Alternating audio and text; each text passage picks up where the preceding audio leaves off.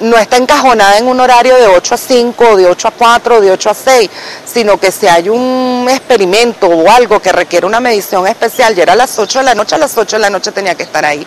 Cuando ellos entendieron, pues yo les hice entender que yo iba a tener que salir a trabajar, que ya no era lo mismo. La hija mía tenía 5 años, mi hijo varón tenía 9. Y lógicamente ellos estaban demasiado acostumbrados a mamá, que mamá les resolvía todo, mamá los llevaba al colegio, mamá les ayudaba con las tareas, mamá les ayudaba a todo. Entonces yo les dije, bueno, vamos a tener que sacrificarnos todos. Sin embargo, nunca descuidó, nunca, la calidad del tiempo que nos daba a nosotros. Nosotros siempre supimos que ella estaba ahí para apoyarnos. Es como si hubiera salido de un capullo, tal cual. Me imagino que al verse en la necesidad de mantener su familia, no dejar que la familia cayera, era muy importante la relación de Alejandro con ellos, y al no haberla, ella asumió ese papel. Entonces yo tenía que correr a mi casa para darles a mis hijos, para prepararles el almuerzo, un almuerzo rápido, y llevármelos en la tarde, porque ellos no tenían clases en las tardes, así que en las tardes me los traía conmigo y se quedaban allí. Atrás, en la parte de atrás, estaba una casita donde vivía el vigilante con su familia. Entonces yo se los dejaba a la señora del vigilante allí. Entonces para nosotros en nuestra formación eso fue bien importante, y como núcleo familiar nosotros somos un núcleo familiar poquito, pero bien unidos.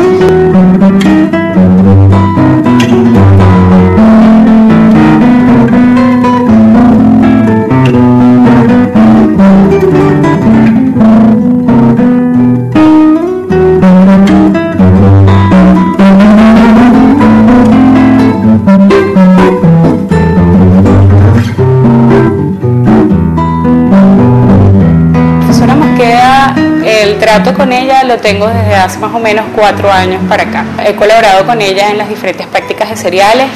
Es una excelente persona. Bueno, quien no va a querer a la profesora Mosqueda, una señora así mayor, entonces lo que le provoca a uno es como enternecimiento, algo así. Es una persona muy rica de querer, una persona muy bella. Ella me ha apoyado muchísimo. Tengo muchísimas cosas que agradecerle. En la actualidad, dada toda la información que tengo, porque yo tengo 45 años de docente aquí en la facultad, aunque en realidad en la parte de cereales estoy desde el año 70 más o menos. Es muchísima la información que tengo y considero que no es decir, no es mi carácter el guardar toda esta información ahí. Entonces decidí, conjuntamente con la profesora Pérez, Levina Pérez, y con una de las muchachas que acaba de hacer tesis conmigo, escribir el libro.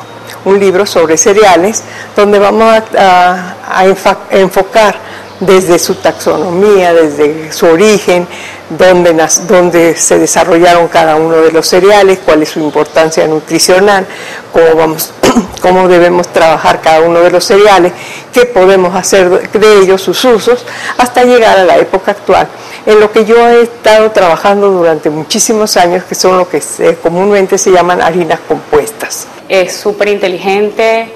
Es una persona muy activa a pesar de sus años. Cualquiera a su edad estaría en su casa tejiendo o haciendo cualquier otra actividad. Ella no, se ha dedicado a estar aquí en el instituto, se ha dedicado a dar lo mejor de sí, y bueno, para mí ella es una excelente persona, un excelente ser humano y un excelente profesional. Yo lo que quiero es que ustedes supieran qué es lo que ustedes están obteniendo y qué valores les va a dar un farinograma. Y entonces, por todo esto que les estoy diciendo, que de la primera vez no les va a salir, entonces tienen que estar calculando hasta que llegan. Una vez que ustedes han logrado, por la cantidad de agua que agregaron, llegar a la línea de 500 unidades, entonces sí me van a leer ya todo el farinograma porque ya está bien. Okay. Los cereales han tenido importancia de toda la vida, desde aún cuando el hombre primitivo no buscaba alimentos, ni preparaba alimentos, ni hacía alimentos, ni mucho menos, ¿no? Sino que comía lo que encontraba. Se ha hablado mucho y se ha dicho que esto no se puede, que no se puede, pero ya los griegos, antes de Cristo, utilizaban diferentes productos, como por ejemplo otros cereales, frutas, harinas de cualquier otra cosa, o harinas mismas de otros cereales o de caraotas o de cualquier cosa, para hacer pan. Es más, yo vi en una ocasión, revisando la historia del pan, que ellos hacían pan y le agregaban arroz para obtener un pan más blanco. Entonces no es nada nuevo y no sé por qué dicen ahora que no se pueden hacer pan con harinas compuestas. Yo digo que sí, porque el cereal es un producto que tiene en muy poca cantidad, en un volumen muy pequeño, cantidad de alimentos. Es muy nutritivo, aun cuando podemos decir que la proteína de los cereales, que no es la misma que si tenemos la proteína de la leche, de los huevos o de la carne, pero de todas maneras está concentrado en muy pequeña proporción. ¿Por qué fue que el hombre se desarrolló y todo? Fue a base de los cereales y de los tubérculos amiláceos. ¿Por qué?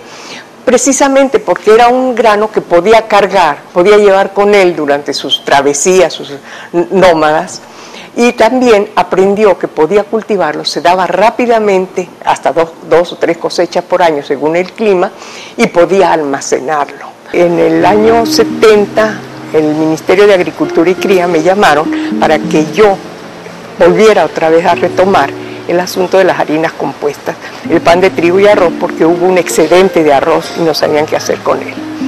Me mandaron a Colombia, que había un congreso sobre harinas compuestas, y de ahí yo seguí.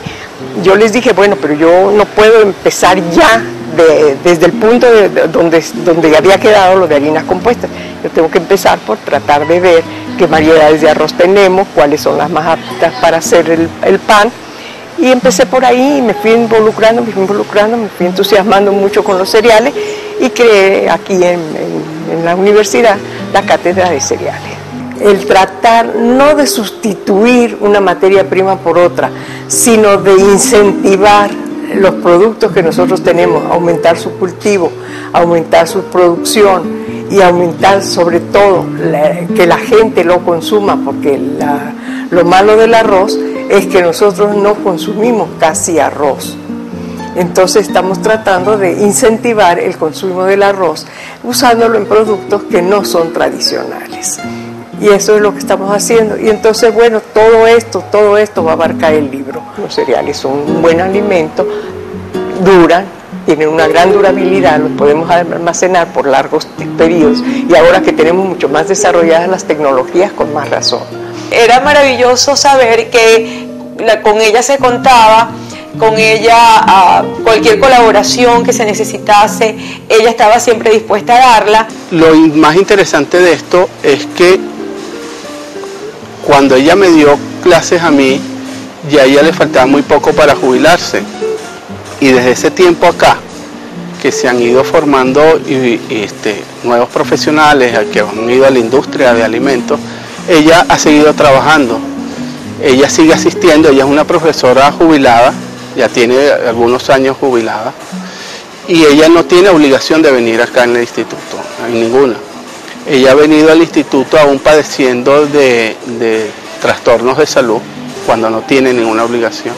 Primero, yo me retiré y realmente toda mi vida, desde pequeña, siempre estudiando, siempre en la calle, siempre trabajando fuera de lo que es el entorno de la casa.